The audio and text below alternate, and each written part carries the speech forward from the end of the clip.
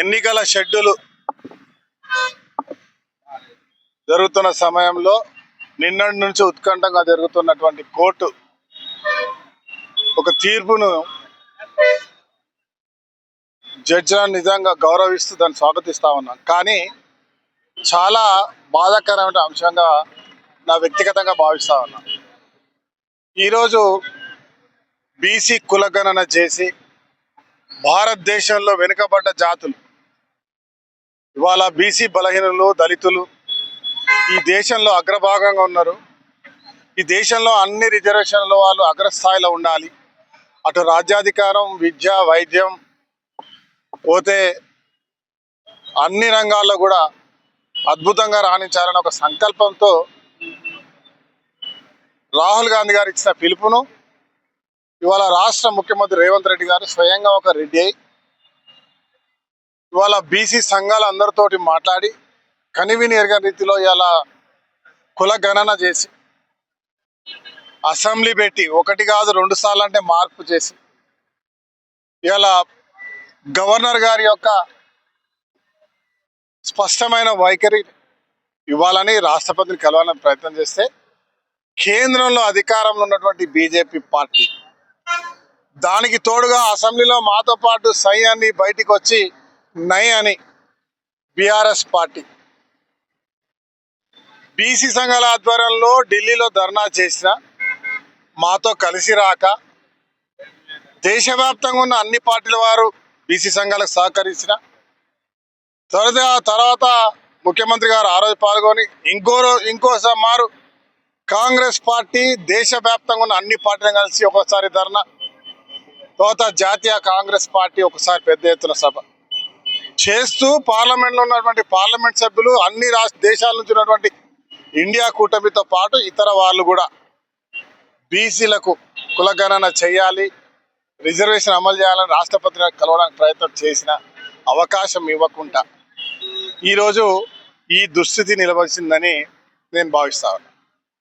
ఇవాళ దొంగ అన్నట్టుగా భారతీయ జనతా పార్టీ సంబంధించిన వాళ్ళు బీసీల బంద్ అని పిలిపిస్తూ మాట్లాడడం నిజంగా హాస్యాస్పదం.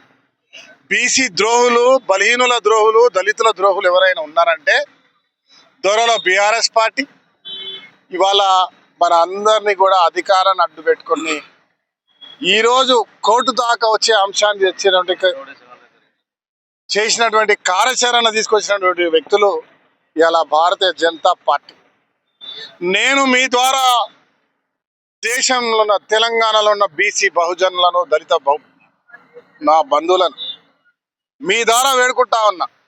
ఇవాళ బీఆర్ఎస్ పార్టీ, బీజేపీ పార్టీ ప్రజల మధ్యకు వస్తే వారిని ఎదిరించాల్సిన సమయం వచ్చింది, ప్రశ్నించాల్సిన సమయం వచ్చింది.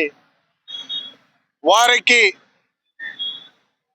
ప్రజాక్షేత్రంలో బీసీల దగ్గర ఎలాంటి విషయంలో కూడా ముందుకు వచ్చే హక్కు లేదు అని చెప్పి నేను శాసనసభ్యుడిగా చెప్తా ఉన్నా. ఇలా బహుజనులారా, దళిత బంధువులారా ఏకం కాండి. మనమందరం ఈ దేశంలో ఉన్న 90% మంది ఈ బీజేపీ, బీఆర్ఎస్ పార్టీ పెత్తందారుల పార్టీలు వీళ్ళను ఈరోజు అడ్డుకోకపోతే భవిష్యత్తులో ఈ దేశాన్ని మరొక్కసారి బ్రిటిష్ పరిపాలన మరిపించే విధంగా ఉంటాయని చెప్పి నేను భావిస్తా ఉన్నా. కోర్టు ఇచ్చిన తీర్పును మేము గౌరవిస్తా ఉన్నాం, కానీ పూర్తి విశ్వాసం ఉంది రాష్ట్ర ముఖ్యమంత్రి రేవంత్ రెడ్డి గారు ఖచ్చితంగా దీన్ని పోరాటాన్ని మేము అందరం కలిసి బీసీ బిడ్డలం, బలహీన వర్గాల వాళ్ళం, దళితులం అందరం కలిసి పోరాటాన్ని ఇంకా పెద్దగా చేద్దాం. బీసీ రిజర్వేషన్ అమలు వరకు పోరాటాన్ని కొనసాగిస్తాం. దాంతోపాటు ఎన్నికల అంశం వస్తే 10 రోజుల నిర్ణయం ఖచ్చితంగా పార్టీ పరంగా కాంగ్రెస్ పార్టీ అలా 50% కూడా ఇవ్వడానికి సిద్ధంగా ఉంది. బీసీలకు టికెట్స్ ఇస్తాం. మాకున్న జనరల్ ఉన్న పొజిషన్లో కూడా బీసీలకు అధికారాలకు తీసుకొస్తాం. ఇది మా చిత్తశుద్ధి. మరొక్కసారి బీసీ బంధువులందరూ కూడా ఏకం కావాలి.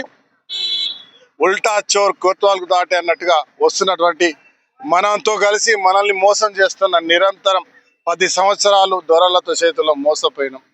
ఈరోజు బ్రిటిష్ పాలకుల సంతతి మోడీ బీసీ రూపంలో దొరల అక్కడ కూడా అగ్ర కులాల జాతి చాటున వ్యవహారాన్ని దేశాన్ని తాకట్టు పెడుతున్న బీసీ బహుజనులను దళితులను పూర్తిగా అణగారుస్తున్నటువంటి మోడీని బుద్ధి చెప్పే కార్యక్రమానికి ముందుకు రావాలని కోరుతా ఉన్నాను.